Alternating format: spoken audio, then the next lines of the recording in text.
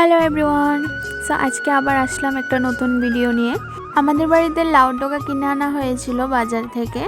তো পাতাগুলো আমি ফেলে দিইনি, পাতাগুলো রেখে দিয়েছিলাম। তো সেই পাতাগুলো দিয়ে আজকে একটা রেসিপি আপনাদের সাথে শেয়ার করব। আর লাউ পাতাগুলি খুবই সুন্দর ছিল, একদমই কচি কচি আর বড় বড় ছিল, আর একদমই ফ্রেশ ছিল, সেজন্য আর ফেলে দেওয়ার মন চায়নি, সবগুলো পাতা রেখে দিয়েছিলাম। তো এই পাতাগুলো দিয়েই আজকে একটা রেসিপি আপনাদের সাথে শেয়ার করব। তাই সবার প্রথমে আগে পাতাগুলোকে ধুয়ে নেব। পাতাগুলো ভালো করে ধুয়ে নিতে হবে, কারণ বিভিন্ন ধরনের শাকসবজি লতা পাতায় অনেক ধরনের পোকামাকড় বসে থাকে। তো সেজন্য পাতাগুলোকে বারবার করে ডলে ডলে আমি ধুয়ে নিচ্ছি।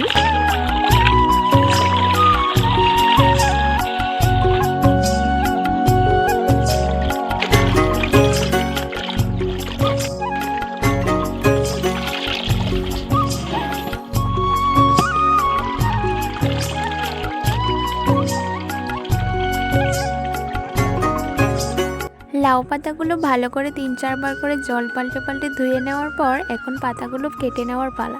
তো আমি পাতাগুলো একদমই যতটা পারি ততটাই পাতলা পাতলা করে কেটে নিচ্ছি, যতটা সম্ভব। দেখুন কতটা পাতলা পাতলা কেটেছি। যত বেশি কুচি করা যায় ততই ভালো হয়। আর এমনিতেও লাউ পাতাগুলি খুবই কচি কচি ছিল, এত একটা শক্ত ছিল না, তাই আর কোনো অসুবিধা হবে না। তবে যত বেশি কুচোনো যায় তত বেশি তরকারিটা দেখতে সুন্দর হয়। সবগুলো লাউ পাতার শাক আমার কাটা হয়ে গেছে। তো কাটার পর একটু দেখুন শাকগুলো দেখতে কি সুন্দর লাগছে। আর আমি যতটুকু সম্ভব যতটুকু পারি আমি পাতলা করার চেষ্টা করেছি।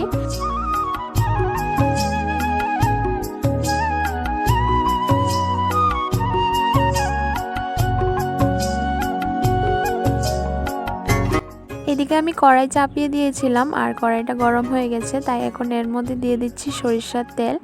তেলটাকে একটু গরম করে নেব। এরপর একটু গরম হয়ে গেলে আমি দিয়ে দেব এর মধ্যে শুকনো লঙ্কা ফোড়ন। শুকনো লঙ্কাগুলোকে একটু কালো করে ভেজে নেব। তারপর আমি দিয়ে দেব রসুন কুচি। আমি কয়েকবার রসুন আমি কুচিয়ে রেখেছিলাম আগেই, সেই রসুন কুচিগুলি এখন দিয়ে দিলাম। চাইলে রসুন থেতো করেও দেওয়া যায়, কিন্তু আমি কুচনো রসুনই দিয়েছি, কোনো অসুবিধে নেই, দুটোই খুব ভালো হয়। আর আমার লাউ পাতার শাক রসুন কুচি দিয়ে বেশি খেতে ভালো লাগে। রসুন দিয়ে অনেকে পাঁচফোড়ন সম্বার দিয়ে করে, সেটাও ভালো লাগে, কিন্তু আমার রসুন কুচিটাই বেশি ভালো লাগে। তো যাই হোক, এখন রসুনগুলো একটু ভালো করে ভেজে নিয়ে হালকা, এখন এর মধ্যে দিয়ে দিলাম চেরা কাঁচা লঙ্কা কয়েকটা। আর চেরা কাঁচা লঙ্কাটা একটু ভাজা হয়ে গেলে এখন দিয়ে দিচ্ছি কেটে রাখা লাউ পাতার শাক। শাকগুলো একটু ভালো করে নাড়িয়ে চাড়িয়ে মিশিয়ে নেব। আর আমি এই মুহূর্তে এর মধ্যে কোনো লবণ হলুদ দেব না, একটু পরেই দেব, কারণ শাকের থেকে একটু জল বের হয়, আর শাক যতটা দেখা যায় ততটা থাকে না, কমে যায়। তাই আগে যদি লবণ দিয়ে দিই হয়তো লবণটা একটু বেশি হয়ে যেতে পারে, সেজন্য শাকটা যখন একটু কমে যাবে মজে যাবে তারপরে আমি লবণটা দেব। তারপর শাক থেকে যখন জল বেরিয়ে এলো তখন আমি এর মধ্যে লবণ দিয়ে দিয়েছি পরিমাণ মতো। আর দেখুন কতটা জল বেরিয়েছে, অনেকটা জল বেরিয়েছে। তো যাই হোক, লবণটা দেওয়ার পর আমি এর মধ্যে এখন দিয়ে দিলাম পরিমাণ মতো হলুদ। আর আমার কাছে মনে হয়েছিল যে লবণটা একটু কম হয়েছে, তাই আরেকটু লবণ দিয়েছি। তো এখন আবার ভালো করে লবণ আর হলুদটা সম্পূর্ণ শাকটার মধ্যে ভালো করে নাড়িয়ে চাড়িয়ে মিশিয়ে নেব। আর শাক থেকে অনেকটাই জল বেরিয়েছে, তাই জলটা সম্পূর্ণ শুকিয়ে নিতে হবে।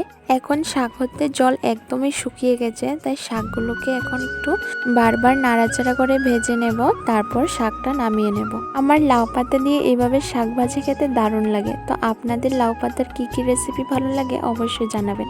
আর আমার এই রেসিপিটা আপনাদের কাছে কেমন লেগেছে সেটাও জানাবেন। ভিডিও ভালো লাগলে অবশ্যই একটা লাইক করে দেবেন। আর আপনাদের সাথে দেখা হচ্ছে নতুন কোনো ভিডিওতে। সবাই ভালো থাকবেন।